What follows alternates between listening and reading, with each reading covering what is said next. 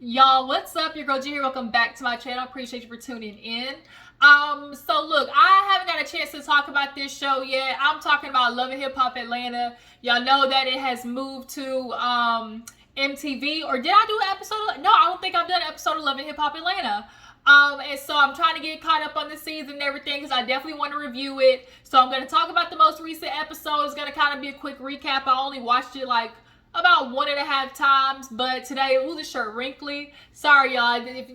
Never mind the shirt, because honestly, what happened was I haven't been feeling good, so I really just been laying around. But I feel like I needed to do something today, and so I was like, let me talk to them about Love and Hip Hop, and I can at least get that video out. So I just threw a shirt on. So judge me not. But yeah, so Love and Hip Hop Atlanta, you guys, it's the usual. It's being. And you know the ladies is tied, okay? They tied. But Sierra, though, your situation is a little bit, it's sticky in a little bit of a different way. So we'll talk about it. But yeah, you guys, let's go ahead and get into the episode. If I miss anything, I apologize. I'm just trying to kind of get the the basis of everything that's going on. So I'll just start with opening up with Jessica White. Y'all know she's trying to do music. She says she's trying to do music. Basically, her and Bambi was in the studio. She was like, girl, I ain't gonna lie, I thought I was gonna come in here and hear some ratchet shit. And I was like, the fact that Bambi said that, y'all, Bambi actually, like, Scrappy, you really gonna F up, because Bambi is very gorgeous. The legs is long. The body is lean after 3 babies. Like, Scrappy, the fact that you really just can't take ownership of that you're doing is just, like, baffling to me. Like, if you really stop and think about your wife, are they married? Yeah. Your wife is having to move out with y'all 3 kids because she found out you weren't paying the rent.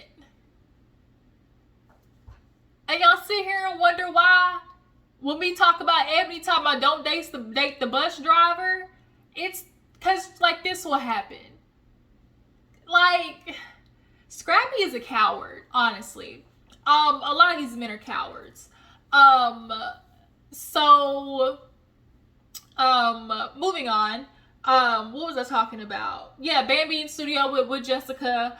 Then we move on to Rashida. So Rashida... Y'all, Rashida and Kurt, boy, I tell you, they basically are the generic version of T.I. and Tiny. We know that they done put up with some with each other. We know Tiny done put up with some with Clifford. And Rashida definitely done put up some with with Kurt. Like, the way these people stay together and be like, oh, we been together so and so years, like pulling a Tisha, put some respect on our marriage, together for 15 years. But bitch, if 10 of them he was a cheater and, stealing money and, having babies on you, like, that don't really sound that great to me. But it's always about this, quantity over quality, I guess it seems. But yeah, so Rashida, she go over to check on Karlie basically because Karlie and Spice, the last episode, basically Spice found out that Karlie moved over there. And she was like, I literally had this conversation with Karlie. Like, I told her, girl, no, do not move on this street. Here Karlie come, moved on the street. And then she used her daughter Jazz as, like, a scapegoat, basically, to... It was like a scapegoat, basically, to be like, but she's going to be across the street. So Rashida basically goes to check on Karlie. And boom, pops out Meda. And Rashida was like, oh, I didn't know you were going to be here. So basically, Karlie, put Meda in the scene. Karlie and Meda are working together. They are working together. They done got, introduced by Spice. And they are doing basically what's necessary to be on the show. Y'all know how Karlie is. Because Karlie, this scene was out of whack. With this head bopping. I got receipts. What the y'all, her lip was literally bouncing. Like, Rashida was looking at her like, girl, like, what? So basically Rashida comes in and was like, Karlie's like, do you want to see the house or you want to talk first? She's like, girl, let's talk. Rashida was not, I know I don't want to see your house. I don't. So they go in the kitchen, they talking, and basically Rashida gets to the fact that, Spice is feeling a type of way. Allegedly, you didn't tell tell, people where she was at in the DR.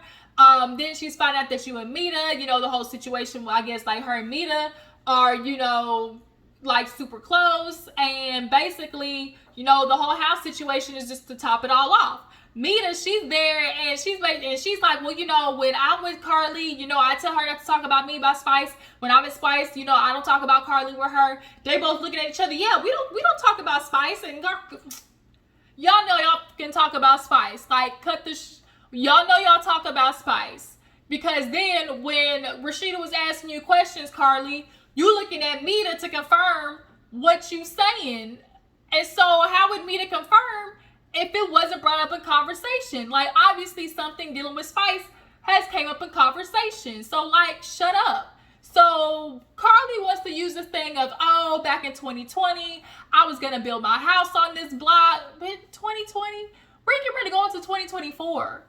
So she feels like basically because she was going to build on a house in 2020, that kind of makes the conversation that her and Spice had obsolete of, don't move on my block. Girl, building a house that is not existent now and buying a house right across are two different things.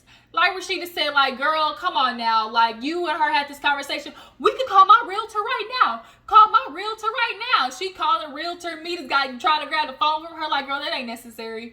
And she's like, tell her I was going to build my house. Because I got receipts. I got receipts. I got receipts. I got receipts. Oh, shit. I done hurt my head trying to do that shit. Like, just, like, stupid shit. Like, Karlie always with the dramatics. Every episode, she with the dramatics. Like, she is trying to hold on to this spot. But it is very clear that Meda and Karlie are in cahoots with each other. Rashida peep game, and I guess, Spice, she probably feel a little way about it too. But Karlie always does, go behind people's back. This ain't nothing new. Karlie is messy. Point blank, period. Moving on. Rashida said, all right, yeah, I'm gonna go. Rashida be dressing cute though. Like, I love, like, when she be wearing the shorts and like the flowy tops. Super cute. Like Art Deco, like graffiti type. I love those. So what happened after that? Erica's at South by Southwest. She's singing into the mic. Y'all, that outfit, I'm sorry. I don't like the outfit. I didn't like the outfit. It was just too, I get what she was going for. I just feel like it didn't fit the scene. So Khaotic, he there with, Amy Luciani. They just flirt buddies, basically. See, niggas like Khaotic are the problem. Because they not that attractive, but they'll have a good smile and good humor. And unfortunately, humor is like a weakness for girls. Like, it was this thing on Twitter. He said, if you can make her giggle, you can make her cheeks jiggle. So, like, that's kind of true. Like, girls, we love humor. And Khaotic has that type of humor that, like, Khaotic is the guy that stays the friend until you have a weak moment. Like, Khaotic knows the place he needs. I just need to linger around long enough, make her laugh long enough, then eventually on a drunk night or, she get lonely, she gonna call me. Like, Khaotic knows that's his spot. But yeah, they all talking, and basically they get to seeing Erica Mena. Y'all, Erica Mena, them teeth is too big. And then she lost all this weight stressing out over Safari's old big-headed ass. And all she is right now is titties and teeth. Like, Erica Mena is titties and teeth right now. But basically,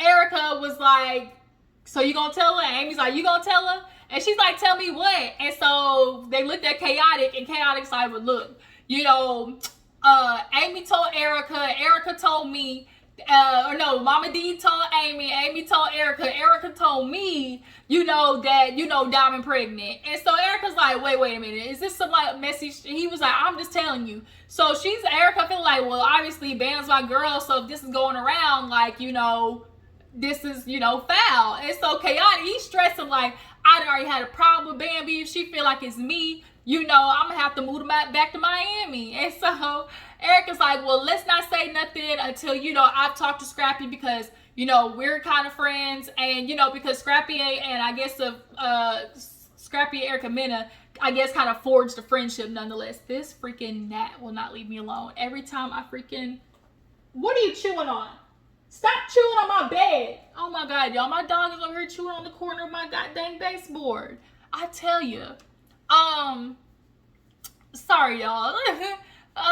So yeah, Erica's like, don't nobody say nothing because the last thing she needs is this on top of the already compiled mess.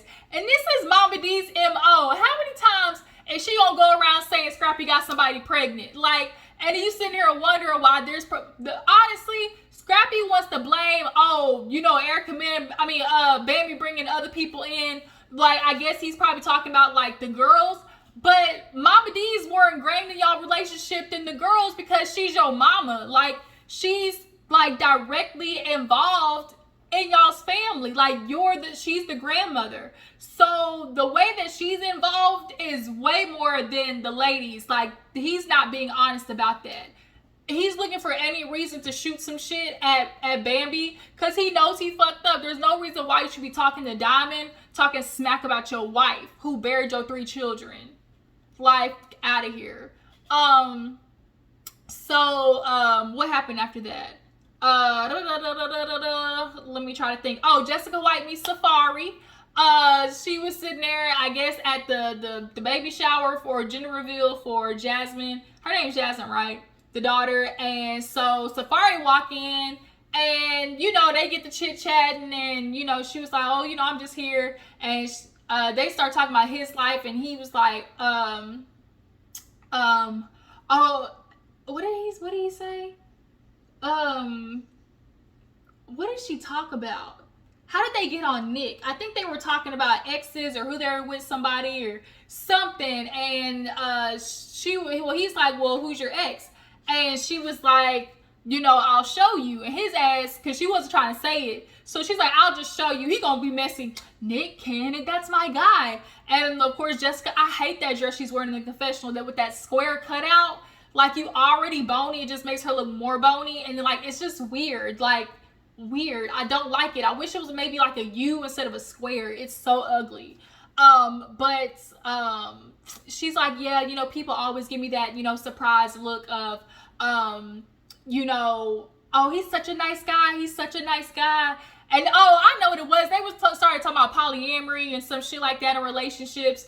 And she was like, yeah, my ex, the guy I was with, he was like, that way, but only on his side, which is how most men do. Oh, I would be able to fuck around, but you can't. Like, that's really what it is. Like, men do not want to taste their own medicine. And the reason they really don't want to have a polyamorous relationship with women is because they know women only mess around with men typically who are of equal or better. Like, they're only going to try to shoot for up. And men don't like that feeling of competition. They want women to feel like they got to compete with each other because what do we always hear? What one woman won't do, another one will.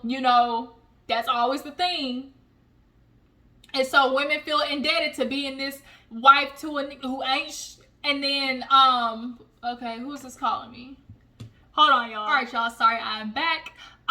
So yeah, basically I was talking about how, Jessica White was talking about I done been 8 years with a man who basically had me as, in his harem. Like, Nick Cannon is a very disgusting story. And like, honestly, like, that is a medical experiment on that side, what he's doing. But yeah, so Safari, he's talking about his life and whatnot, and Jessica's here talking about, yeah, you definitely need, like a stable woman in your life, like just like a good female friend to help you. You basically, men do need to have female friends that they don't want to, and like offer them a female perspective, just like women need men around who don't want to and can give a male perspective. I think it's beneficial for people to have an opposite sex friend. But the problem is that can't happen with Safari, Jessica. Like, because Safari wants to anything that's walking, and that. So why would you even put yourself in that position?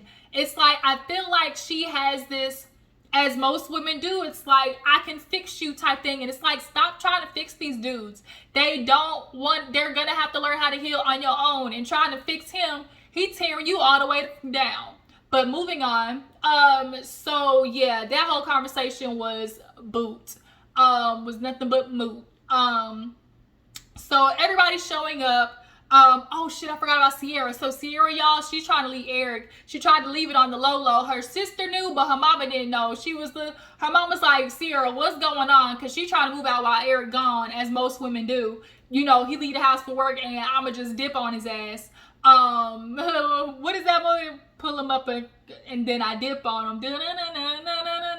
I dip on him.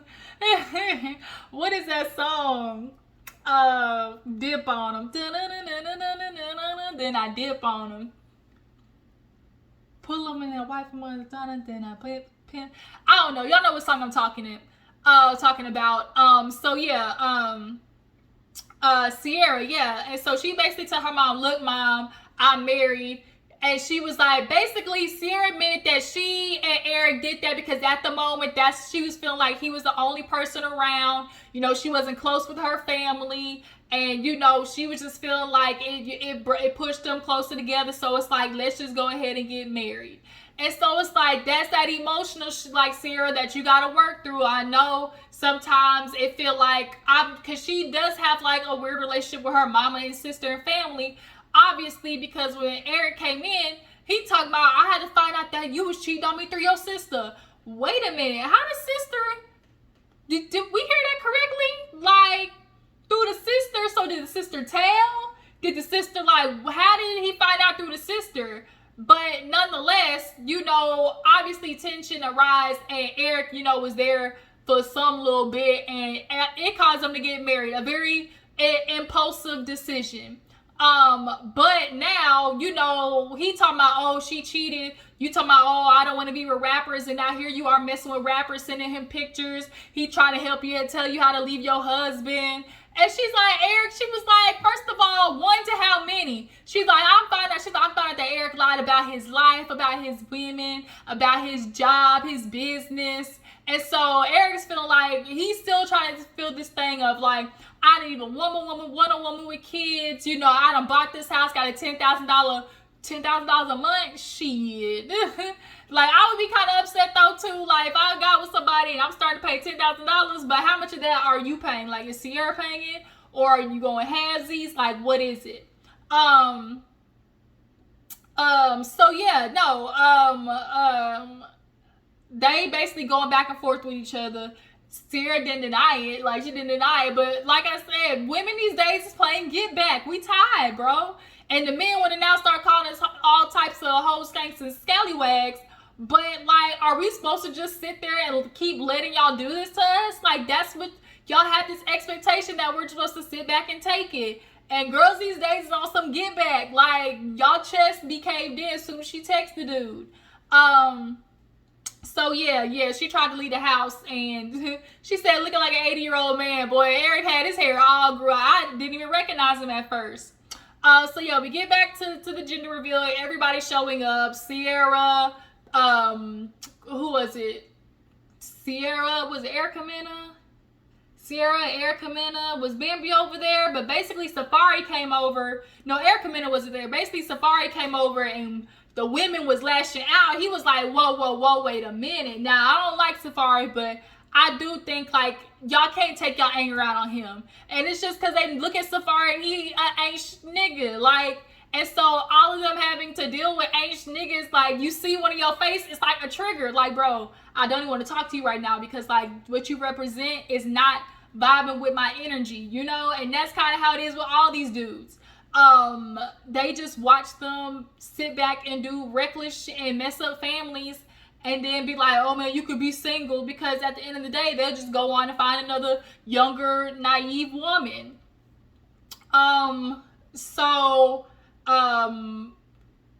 Who else came in? Rashida came in, Karlie came in, and Karlie's crying, and Meda's there, and so now Meda and Spice, Meda pulls Spice to the side, and she's basically talking about the whole situation, and Spice is feel like, Meda, why am I seeing you with Karlie? You knew I did mess with Karlie. She's like, why you thought I messed with Karlie? You know I didn't mess with Karlie for 2 months. For 2 months I didn't fuck with Karlie. And here you go talking to her. Like, she was mad. So I guess she's feeling like, well, if I don't like her, bitch, you don't like her either. But Meda, you know, it's like, but we cool though. Like, we cool. But so they basically was screaming over each other. Couldn't get nowhere. Karlie over there crying. and everybody laughing and stuff. So, you know, Renee Rucci, she pulled her over there and was like, you know, the girls, you know, looking at Karlie crying. Like, everybody really, I think, is just tired of Karlie. And unfortunately, like, it's Karlie's year. Like, everybody, I think, has been dealing with, like, these little annoyances from Karlie. And then finally, at some point, you just be looking at the girl like, girl, I ain't putting up with this shit no more. And I feel like all of them kind of got to that space at the same time, unfortunately. And it's like all basically like Karlie getting all the blowback. But also, I feel like Spice and Karlie, they playing a little bit of, you know, ping pong match. They know they're going back and forth for a TV show too. But they come out, Jasmine comes in, they're having a girl, yada yada, and I think that's honestly the end of the episode. So, yeah, you guys, Love and Hip Hop. Hopefully that's enough. Everybody's caught up. I'm going to try to, you know, do next week. But y'all tell me what you feel about the episode. Scrappy, you know, Khaotic and Amy Lucci, Erica and her baby teenage hairs, and Safari and Scrap. What y'all think? Bye.